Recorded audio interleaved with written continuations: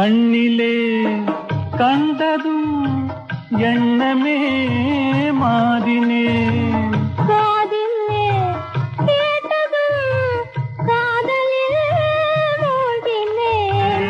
கண்ணிலே கண்டதும் எண்ணமே மாதினே காதிலே கேட்டதும் காதலில் மூழ்கினேன். அன்று அன்னத்திடம் தமயந்தி தூது விட்டாள், இன்று அண்ணனிடம் தங்கை ஒரு தூது விட்டாள்.